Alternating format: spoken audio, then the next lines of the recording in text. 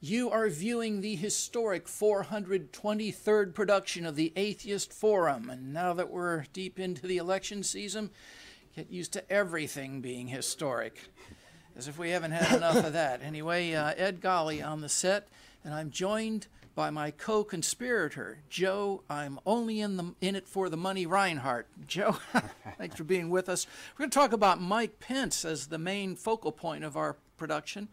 But before that, we'll get into some current news topics and remind you about the Skeptic Camp 2. We'll get to that in a few minutes.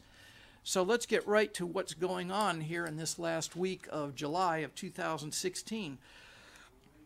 Excuse me. Trinity Lutheran represents the latest attempt by the religious right to undercut the protections of the First Amendment, and in particular, the Establishment Clause. The defendants in this case operate a program to assist nonprofit groups to install safe surfaces for children's play area made from recycled tires. Missouri's Constitution, which is where this is taking place, requires, just like Florida's does, that no money shall ever be taken from the public treasury in aid of any church, sect, or religion. I think that's not only in Florida, but that's even federal, I think. Something like 38 states have almost the exact same wording. It's called the Blaine Amendment, after Senator Blaine from the state of Maine, who was a 19th century politician and actually was nominated to run for the Republican presidential. He was nominated by Robert Ingersoll. Well, because this clause is in the Missouri Constitution, the state rejected the church's application and the church sued.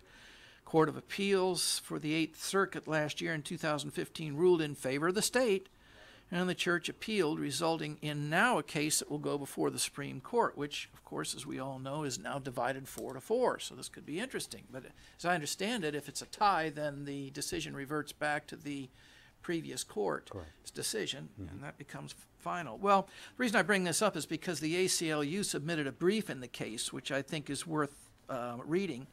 They were joined by secular and church-state advocacy groups, including CFI, which is the Center for Inquiry, the American Humanist Association, the Freedom from Religion Foundation, and People for the American Way, arguing that not only is Missouri not required to include churches in this state funding program, but also that doing so would violate the Establishment Clause, noting that federal courts have always prohibited states from directly funding any kind of houses of worship. When religious groups have received grants from government, there have been very strict safeguards to ensure that they are not spent on any religious activity.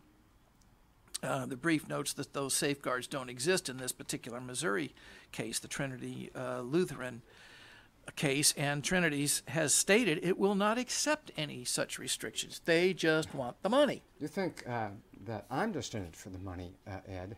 Here's a perfect example of the fact that they're just in it for the money. Exactly. The only difference is they're not kidding. Chopping up a few tires is going to make them rich. They suck up 100 billion tax-free dollars a year in federal income tax deductions and donations. They get, I don't know how many billions of dollars in real estate ad valorem taxes forgiven, sales taxes, gasoline taxes.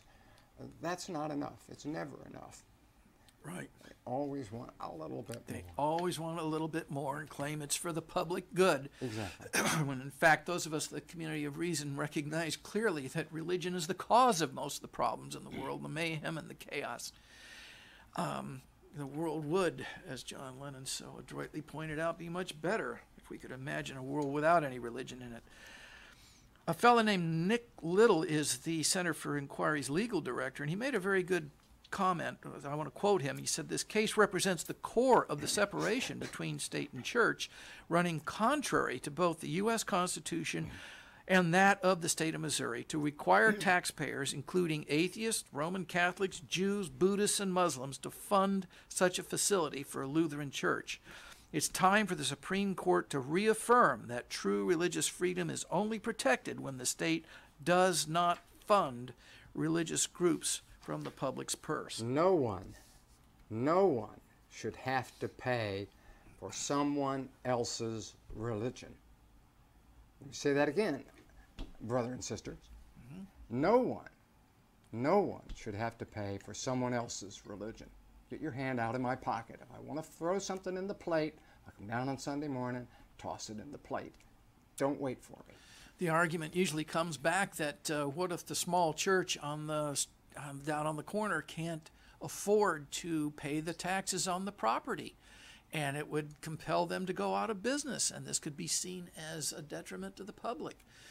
But of course, it's not the responsibility of the government to support religion, and if it can't pay its fair share of its financial obligations to operate, it's not up to the government and the other taxpayers who have no interest in using that religion to pay for it. I mean, the TICO doesn't give them free electricity, and the power companies don't give them free power. They don't get free phone service. If some church can't afford to pay its taxes, just like any other business, that is a perfectly irrefutable evidence that whatever deity they happen to be following, praising and adoring, doesn't give a damn whether they have a church on that corner or not. So if their own deity won't pay for it, why the hell should I have to pay for it? That's simple. Go down to the seashore, catch yourself some fish, take the gold coins out of their mouths, spend them on taxes, just like Jesus. Probably the biggest news of this week was the WikiLeaks expose of the Democratic National Convention emails that attempted to thwart the Bernie Sanders candidacy, when we found that there was a threat to expose him as an atheist, thinking that, of course, that would divert a lot of otherwise loyal voters from his support. Center for Inquiry, again, came up with something that we thought was kind of interesting, because they found it appalling that anyone within the Democratic National Committee would casually suggest attacking a candidate for their alleged atheism. That's not just because religion should not play any part in the role of a candidate, the appraisal of a candidate by the populace, but the fact that they were also alleging that of all religions he has none at all and is an atheist. Of course, that's a violation of some of the most fundamental American principles when it comes to representation in our government. It presumes a religious test for holding office, which, as we know, that's something expressly prohibited by the Constitution. Article 6. And most state, for probably every state constitution now prohibits it. At one time, there were still about a half a dozen states that had a proviso, just word for word, like Article 6, that there could be no religious test, but they made the exception that you had to believe in a supreme being. Didn't say which one or which ones or whose, but you had to have some sort of belief in a deity. But that too has been struck down. It's still in some of the state constitutions, but it is unenforceable. It's certainly not enforceable. The interesting thing about this is that the religiously unaffiliated, now including atheists and other non-religious Americans, are the largest voting bloc in the United States. And despite whatever points the DNC staffer thought could be gained among his Southern Baptist people, the religiously unaffiliated, the peeps, are now the largest belief group among Democrats. Kind of ironic calling a group of non-believers a belief group. But among his party, that's the largest segment.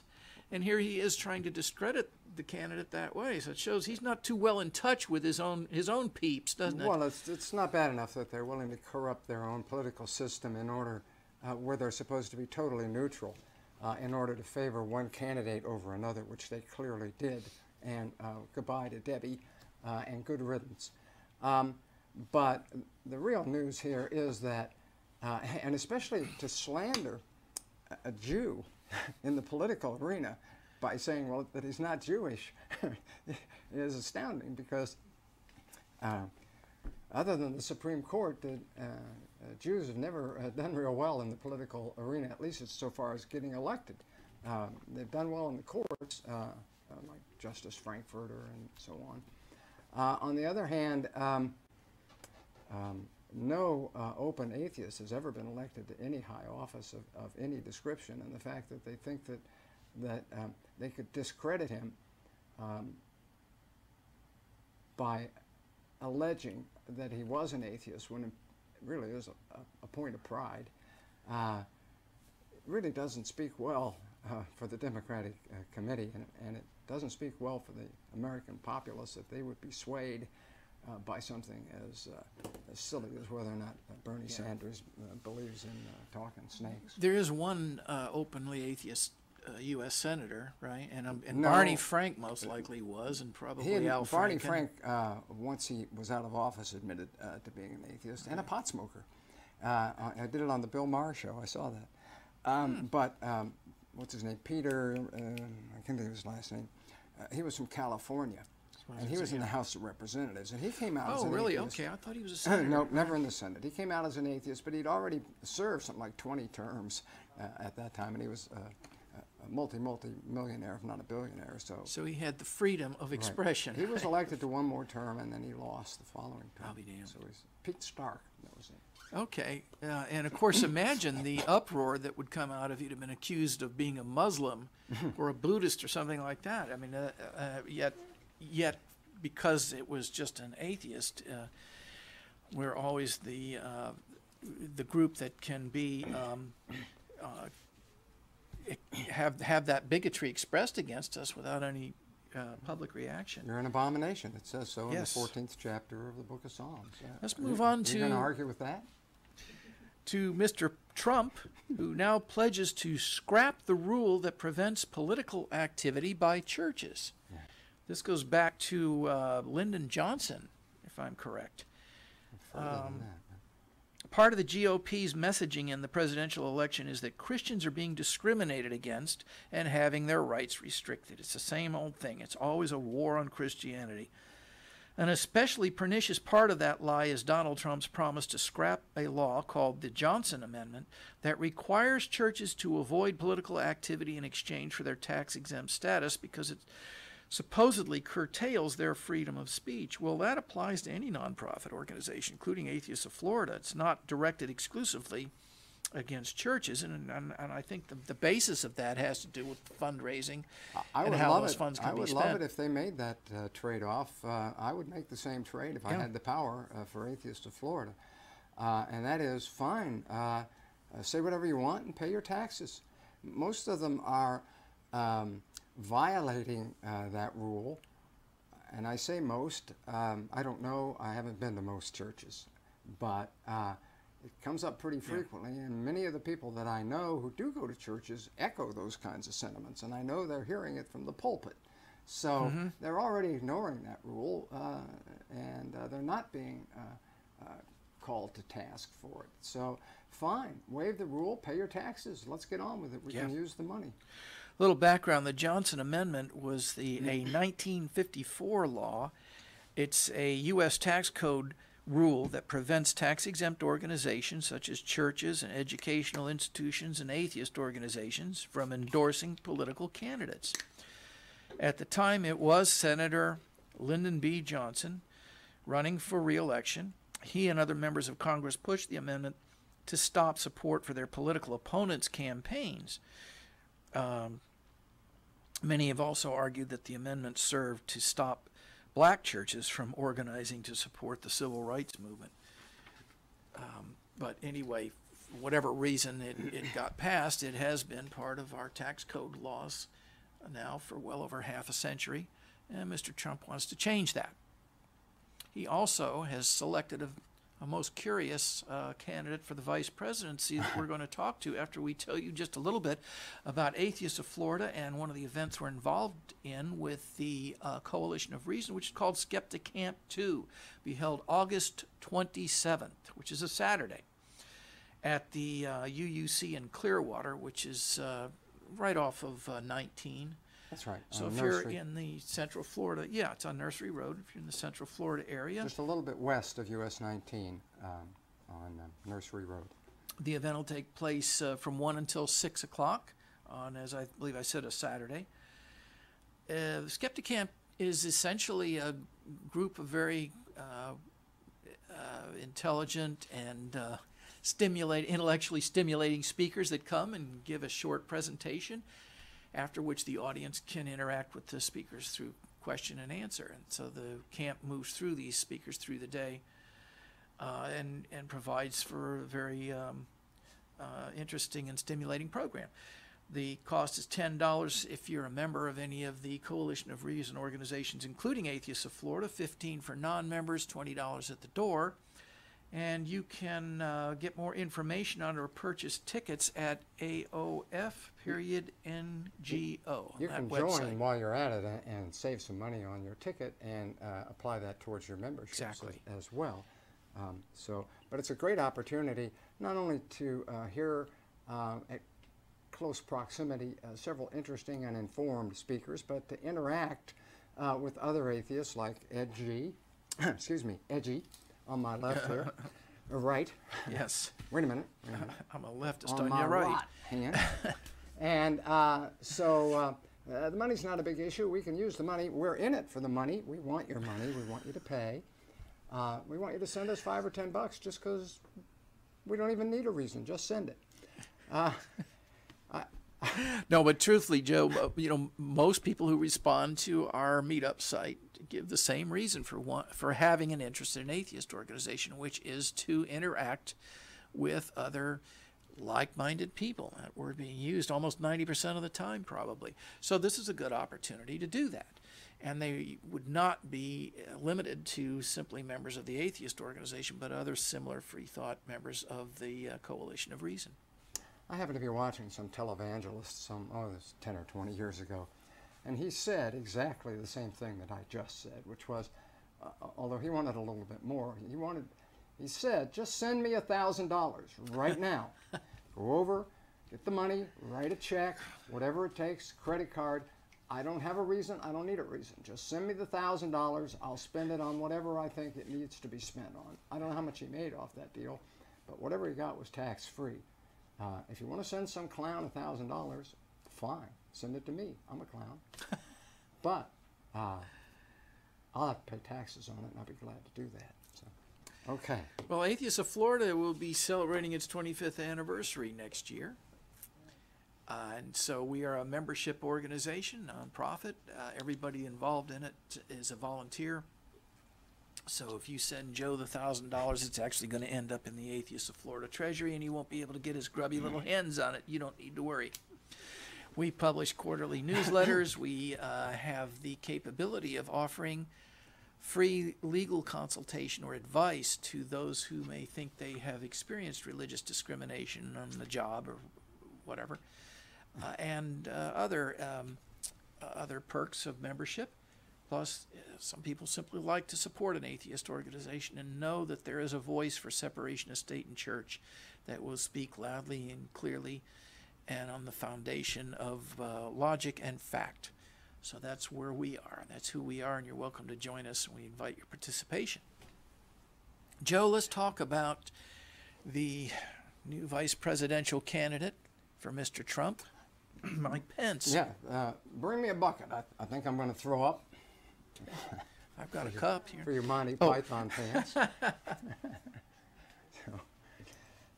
All right, Mike Pence.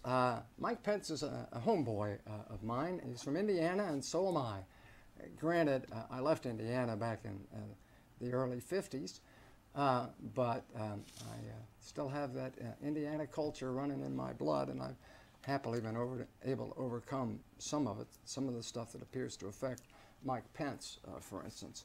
Then the list of things that I could say about Mike Pence, none of which is complimentary, is pretty substantial. We don't have a whole lot of time left, but I'm going to start with his statement that he made shortly after he was nominated, I think, which was that he is foremost a Christian, secondly a conservative, and thirdly a Republican. In fact, he used to be a Catholic, and now he calls himself an evangelical Catholic, or an evangelical Catholic, whatever. I get him confused. I have no idea what exactly that is, but it raises an interesting question, because the distance between Catholicism and evangelicals is substantive. I mean, dogma and the religious points of view are two totally different religions. And certainly evangelicals, most of them don't think Catholics are going to go to heaven. They don't even think they're Christians, and vice versa. So, excuse me, this would cause me some concern, because if a guy can delude himself from being a Catholic to the very next day to becoming an evangelical, what's to stop him next week, after he gets elected the vice president, to becoming a voodoo priest instead? Get himself a mask and a rattle, and the Republicans have been touting voodoo economics since Ronald Reagan. Why not just go all the way and embrace the voodoo religion? Turn over the cards. Yeah. Right. So next thing we know, next time he has a news conference, I'd like to see Mike Pence show us all how he really has honestly become a true whirling I dervish. thought you were going to say, show us how to dodge that question, too. Yeah, right. Right. Well, He's pretty good I'm at sure he'll have plenty of reasons as to why he didn't mean what he said, or we didn't understand it properly. that. Or why he disagrees with Trump on that, along with just about everything else. Yeah, exactly. So, It's fascinating. anyhow, from a religious point of view, Mike Pence is definitely a really bad choice. Pardon me.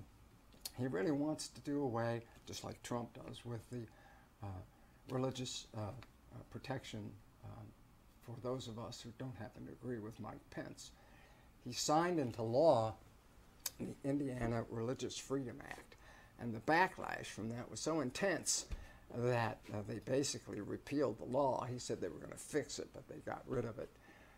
It made it possible for anyone to deny service to anyone based on their deeply held religious beliefs, among other things. And Joe, that was not like 10 years ago. That was just last year, wasn't it? Oh, Or even yeah, early, within the last few early months, this even. year, I Oh, think, yeah. in 2016, Very when recent. it finally was resolved Yeah. and ditched. It's not as if these ideas are anything new. They've been around for a long time.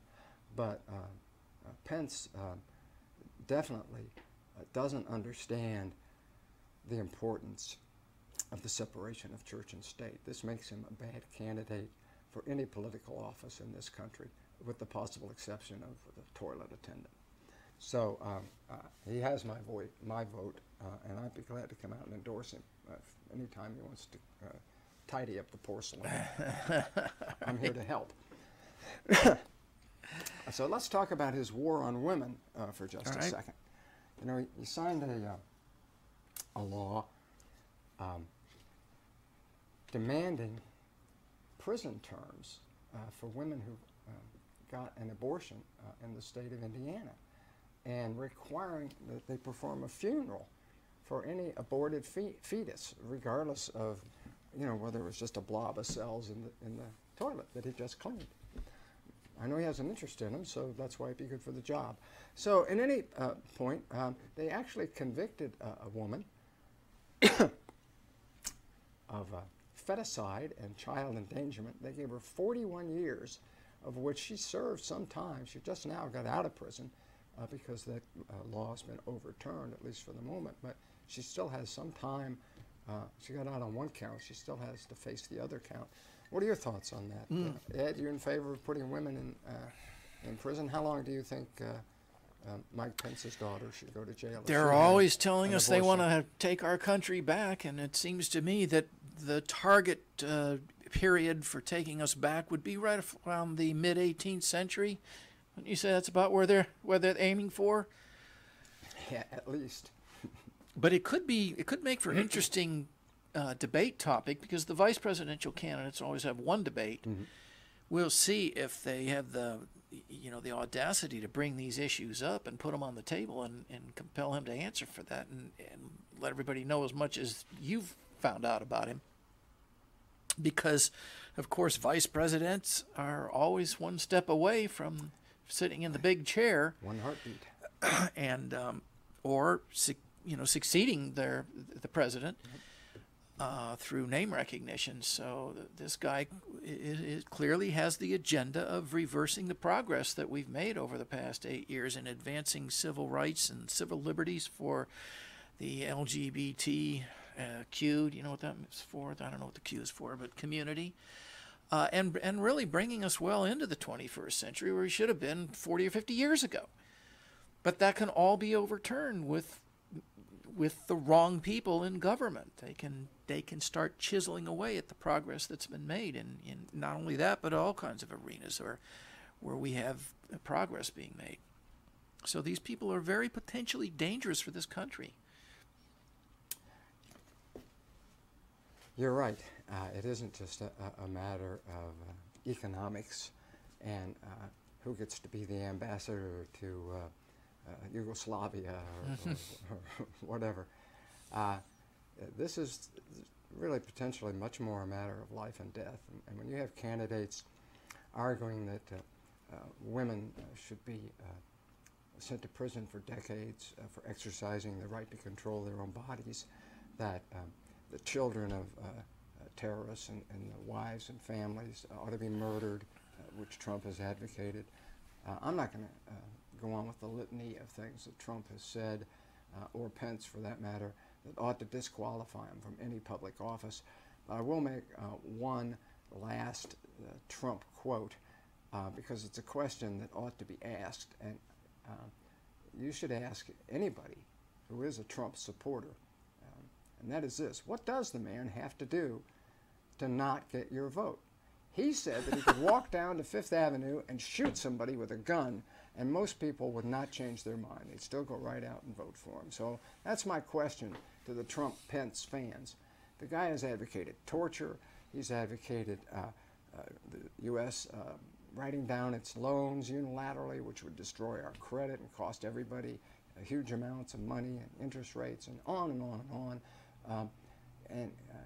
They want to give this guy the nuclear codes. What does he have to do to be disqualified, in your opinion, from holding public office? If what he hasn't said already isn't sufficient, we're in real trouble, as Ed just said. Joe, you and That's I we were both children of the 60s, which was the decade when the Vietnam War, and for the first time in history, actual warfare was brought into our living rooms the day after it happened, and we could see firsthand how horrible these events really were. And I recall thinking, besides being worried about being drafted into that and becoming cannon fodder for Bell helicopters, profit and loss line, I remember thinking that by the 21st century, war will be obsolete. It's just too horrible for anybody to contemplate anymore. And we, as the human family, will finally be able to get beyond that in another, in 40 to 50 years. And yet now we're embroiled in the longest war in the history of the nation. And I remember as a young teen thinking the Vietnam War would never end, but older people than I realized, yes, it will have an end. It's going to come to some kind of a conclusion eventually. It's not going to go on forever. When we talk to people who have been involved in the Middle East, they can easily conclude that, this could go on for another 50 years. It's been going on for a couple of thousand. Mm-hmm. and then, of course, but the one thing that I didn't think much about was the hostility toward the free thought community and the atheist community, and the kinds of things that you're talking about that this vice presidential candidate is trying to bring into the political arena. And it seems to me that should have gone away even before war. Regrettably, both still plague us as a nation, maybe more so now than they did back then. When they flew into the towers on September 11th, the first thing that Pat Robertson and Jerry Falwell did was to blame it on the atheists, the feminists, now the ACLU. I point my finger at them and say that it's their fault. And believe me, once you start to threaten their finances or their power structure in any way, shape, or form, they're not going to give it up without a struggle. Exactly. And you can look to be cited as the cause of our problems if you're anything in the minority community. If you're an atheist or a Muslim or a person of color, believe me, whatever unpleasant things might happen to the United States in the future, it's your fault. Mm-hmm. Which, of course, is the reason that we're still here talking about it today and for who knows how long. We can only hope that the millennial generation will grow up with the maturity to finally put these issues in the past where they belong, and hopefully they won't need to deal with them, and hopefully there will be no more atheist and free thought organizations, because the vast majority of Americans and Western civilization will finally put these horribly bigoted ideologies in the past where they belong. But until they do, we're still going to speak out against it. And remember. That's right.